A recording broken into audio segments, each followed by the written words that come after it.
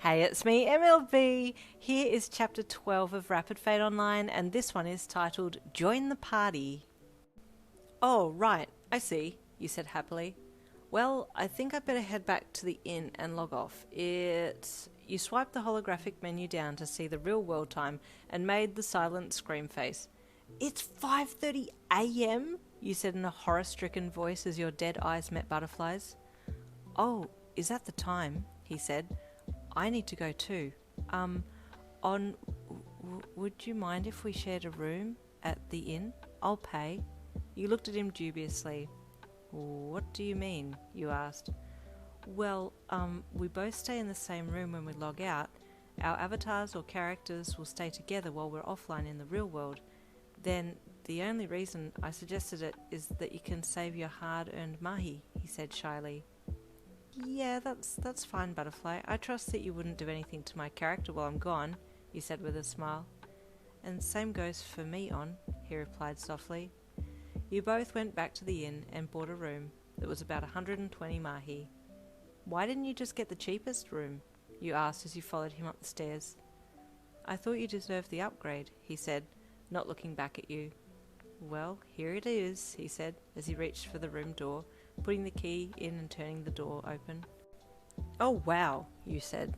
This is nice, he said as he stood back and ushered you in first. It will do, he said. You walked over to the bed and sat down. Butterfly stretched and unbuttoned his coat, taking it off and hanging it up on the coat rack that was behind the door. You could feel your heartbeat increasing. This felt kinda intimate. He turned and walked over to where you were sitting on the bed and walked around the other side and then lay down and rested his head on the pillow. Lie down, On, he said gently as he patted the bed beside him. You swallowed and lay down gingerly, rolling on your side to face him. He was on his back and his arms were up above his head, and you studied his side profile before he rolled his head to the side to look at you, his deep navy blue eyes taking you in. Thanks for today, you said softly with a small smile. You're welcome, On, he replied. See you tomorrow? Yes, I'll be back on around 4 p.m. real time, you said happily. Okay, I'll see you then, he said with a smile. Bye. Bye, Butterfly, you said softly as you swiped your menu open, watching as he did the same. You clicked log off and you saw his form evaporate as yours did at the same time. All of a sudden you were back in your room, lying on your bed. You just lay there for a bit thinking about everything that had happened. Man, I really like this Butterfly guy, you thought. Okay, listen, if you come to school looking like death again, I'ma murder you to put you out of your misery, your best friend said upon seeing you slumped unceremoniously in your chair, hair slightly wild with killer bags under your eyes. Please, you begged. Please just shoot me. After lunch, she promised. I'll shoot you after you get your last meal.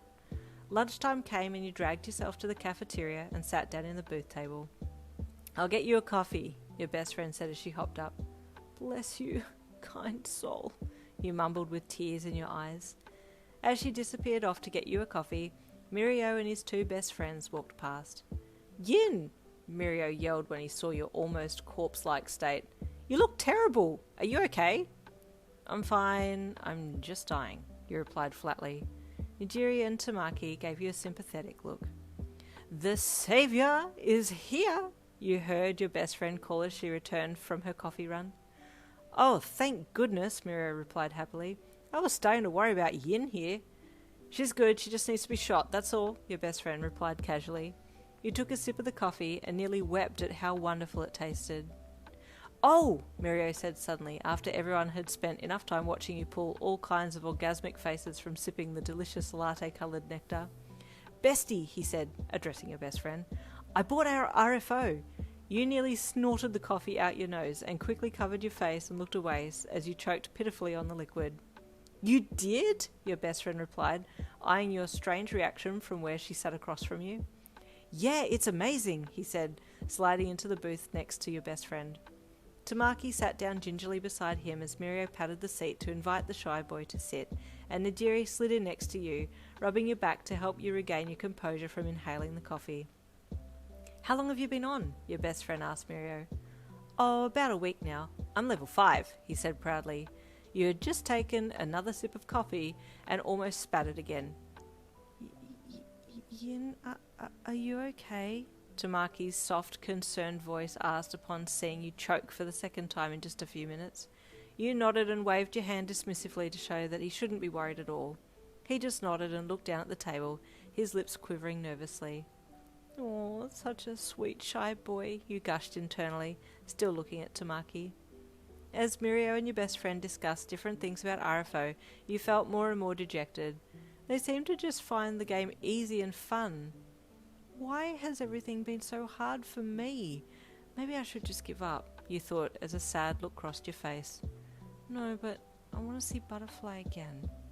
I want to be a combat mage, Mirio said. You were immediately brought back to the present conversation. Oh wow, that's so cool, your best friend commented. We should meet up in the game tonight. Okay, note to self, avoid any beast tamers and combat mages in the future, you noted mentally. Tamaki, Nijiri, you two should join up as well. We could all play, Mirio said enthusiastically. Tamaki's soul nearly left his body. And that is the end of chapter 12. Stay tuned for chapter 13 coming tomorrow.